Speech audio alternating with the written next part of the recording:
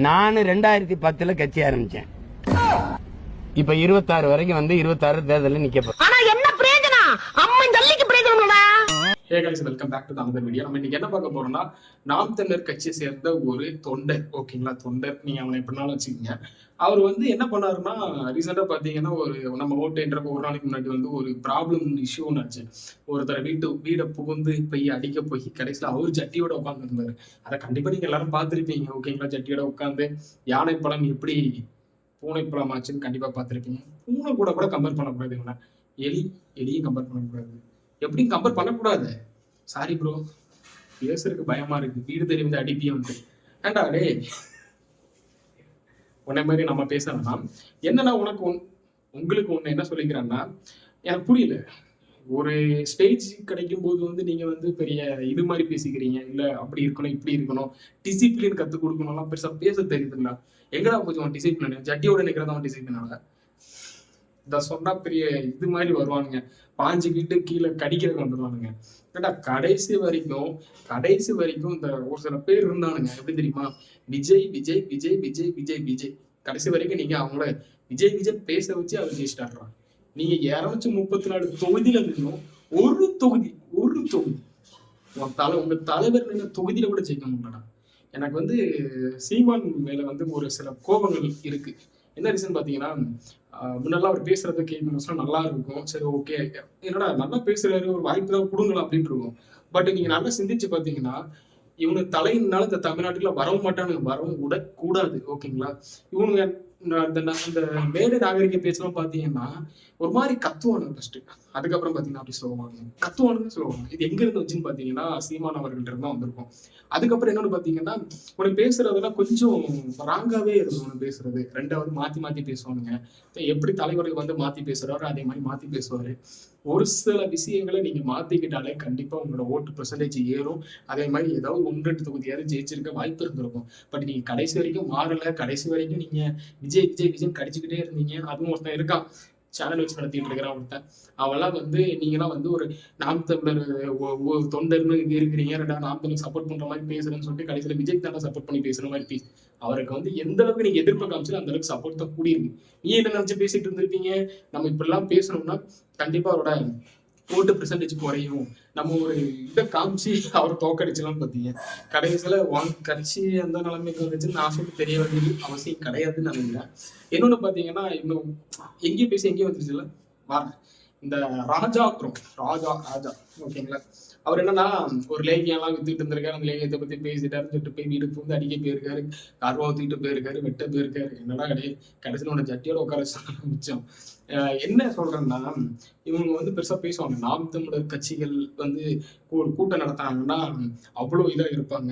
ஏண்டா வீடியோ போட்டாலும் தாங்க மாட்டீங்களா? நீங்களாம் என்ன பேசிருக்கீங்க, என்ன பண்ணிருக்கீங்க அப்படின்னு சொல்லிட்டு ஒவ்வொரு உங்க வீடியோ கிளிப் எடுத்து போட்டோம்னா நீங்க தாங்க மாட்டீங்க. அந்த மாதிரி நீங்க பண்ணி வச்சிருக்கிறீங்க.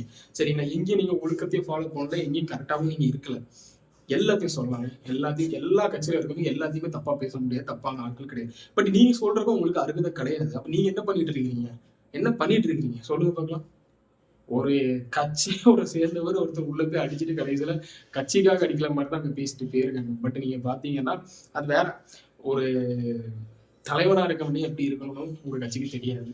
உங்க கட்சியில இருக்க தலைவர் வந்து என்ன பண்ணுவாருன்னா, கடைசி வரைக்கும் ஒரு இதாதான் பேசிட்டு இருப்பாரு. இப்படி ஒரு பேச்சு அப்படி ஒரு பேச்சு. ஓகேங்களா, சப்பாத்தியை பரட்டி 2 சைடு வேக வைக்கிற மாதிரி, தோசையை 2 சைடு வேக வைக்கிற மாதிரி நீங்க கடைசி வரைக்கும் ஒரு சைடாவும் பேச மாட்டீங்க, ஒண்ணுமே பண்ண மாட்டீங்க. இதுல முக்கியமா பாத்தீங்கன்னா, நாம் தமிழர் கட்சியோட ஓட்டு எல்லாம் போனதுக்கு காரணமே கடைசி வரைக்கும் நீங்க விஜயை பற்றி கடிச்சது மட்டும்தான். பாத்தீங்களா, விஜய் அவர்கள். ஓகேங்களா, எதுக்கு சொல்றேன்னா, நீங்க வந்து 5 வருஷம் ஆண்ட நீங்க டிஎம்கே பத்தி பேசவே இல்லை. நீங்க வந்து விஜய். நீங்க இந்த சாட்டை ஒருத்தர் இருக்கான் பாத்தீங்களா, இந்த சாட்டை யூடியூப் சேனல் எடுத்து பாருங்க. அவன் கடைசியாக பேசுறதுல எடுத்து பாருங்க. நீங்க என்ன பேசியிருப்பான்னு பாருங்க. சாரி அவன் இவன் பேசக்கூடாது, அது வந்து நாகரிகம் கிடையாது. ஆனா அவர் என்ன பேசியிருப்பாருன்னு பாத்தீங்கன்னா, கடைசி நீங்க வீடியோ எடுத்து பாத்தீங்கன்னா விஜய் அவர்களை பத்தி மட்டுமே பேசி வீடியோவா போட்டு வச்சிருப்பாரு. என்ன ரீசன் சொல்லுங்க? என்ன ரீசன்? கட்சியை வளர்க்கவா? இல்ல, யூடியூப் அதுக்குதான், வேற ஒண்ணும் கிடையாது. ரெண்டாவது எங்க இருந்து பேசுறாங்க, எதுக்கு பேசுறாங்க, யார் சொல்லி பேசுறாங்க, அது நமக்கு தெரியாது. அது நமக்கு ஆதாரமும் கிடையாது. இவர் சொல்லிதான் பேசுறாரு ஆதாரமும் கிடையாது, ஒண்ணும் கிடையாது. ரெண்டாவது, அவர் சாட்டை துறவர்கள் வந்து ஒரு தொகுதியிலே நிக்கல. எதுக்கு நிக்கல? அவர் சொன்னாரு ஒரு வீடியோ, சாட்டை துறமுறையா நிக்கலன்னு நிறைய பேர் கேட்கிறாங்க, ஆனா எனக்கு வந்து வேற ஒரு அசைன்மெண்ட் வந்து சீமான் கொடுத்துருக்காரு அப்படின்னு சொல்லிட்டு சொன்னாரு. என்ன அசைன்மெண்ட் தெரியுமா? விஜய் அவர்களை பத்தி பேசுன்னு ஒரு அசைன்மெண்ட் கொடுத்துருப்பாரு. கடைசியில பேசி பேசி பேசி பேசி உன் கட்சியே முடிஞ்சிடா, மாநில அந்தஸ்து கூட கிடையாதுன்னு சொல்லி பேசிட்டு இருக்காங்க. என் கட்சியில இருக்கவங்க எல்லாம் வந்து டிசிப்ளினா இருக்காங்க. டிசிப்ளின், இந்த டிசிப்ளின் எல்லாம் எங்க போச்சுன்னு தெரியல. சரியா? நம்ம கட்சியில இருக்கிறவங்க கடைசி வரைக்கும் பார்த்தியா அடிப்படை சண்டை தான் போட்டுட்டு இருக்கிறாங்க. நீங்க எல்லாம் எங்கடா நீங்க என்ன பேசி என்ன ஆக போறீங்க? புரியுதா? ரெண்டாவது பாத்தீங்கன்னா, இந்த கட்சியை பத்தி ஒரு வரலாறு பார்க்கணும்னா, தமிழ் லைட் அப்படின்னு சொல்லிட்டு ஒரு யூடியூப் சேனல்ல இவங்க கட்சியோட வரலாறையும் டோட்டலா போட்டு வச்சிருப்பாங்க. சரிங்களா? இவங்க கட்சி வந்து என்ன பண்ணிருக்கு, இந்த கட்சியில இருக்கிறவங்க என்னென்ன பண்ணிருக்கிறாங்க, சீமான் அவர்கள் என்ன பண்ணாங்க, சாட்டை துறமுறை எங்க இருந்து வந்திருக்காரு அப்படின்னு சொல்லிட்டு தமிழ் லைட்னு சொல்லிட்டு ஒரு யூடியூப் சேனல் இருக்கு. அந்த சேனல்ல அடிச்சு பாருங்க. கிட்டத்தட்ட இந்த இவரை பத்தி பேசுறது மட்டுமே ஒரு 10-15 வீடியோ இருக்கும்னு நினைக்கிறேன். ஒவ்வொரு வீடியோ பாருங்க. அங்க இருக்க தொண்டர்கள், அந்த நாம் தமிழர் கட்சியில இருக்கிறீங்க பாத்தீங்களா, அங்க இருக்க தொண்டர்களே உள்ள போய் பாருங்க. கண்டிப்பா உங்க மனசே மாறும். என்ன மாறும் நினைக்கிறீங்களா? கண்டிப்பா இந்த கட்சியிலாம் நம்ம இருக்கணுமான்னு சொல்லிட்டு கண்டிப்பா வெளியே போவீங்க. என்ன ரீசன் பாத்தீங்கன்னா, அவங்க அந்த அளவுக்கு பண்ணிருக்கிறாங்க.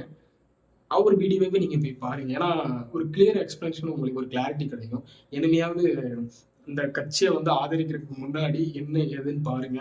ரெண்டாவது, தற்கொலை கூட்டம் சுத்திட்டு கிடந்துருந்தாங்க. இந்த தற்கொலை அவரே சொல்லியிருந்தாரு, இந்த தற்கொலைலாம் ஒரு ஆச்சரியம் பொறி அப்படின்னு சொல்லிட்டு இருந்தாரு. கண்டிப்பா பாத்தீங்கன்னா இப்போ தமிழகத்துல அந்த மாதிரிலாம் நடந்திருக்கு. சாரி, தமிழ்நாட்டுல அப்படிதான் நடந்திருக்கு. திருச்சி கிழக்குலையும் தோற்கிறாரு, பெரம்பூர்லையும் தோற்கிறாரு. எழுதி வைத்துக் கொள்ளுங்க, புக் மார்க் பண்ணி வைங்க. இந்த கிளிப்பை மட்டும் எடுத்து கட் பண்ணி வைங்க. 2 தொகுதியும் தோற்கிறாரு. என் பக்கத்துல ஒருத்தன் தீஞ்சு போய் உட்காந்து வரான்டா வச்சு அவனை ரவுண்டு பண்ணி பார்த்தேன்னு வச்சுக்க, போகி கொளுத்துல சைக்கிள் டயர் மாதிரியே இருப்பான்டா.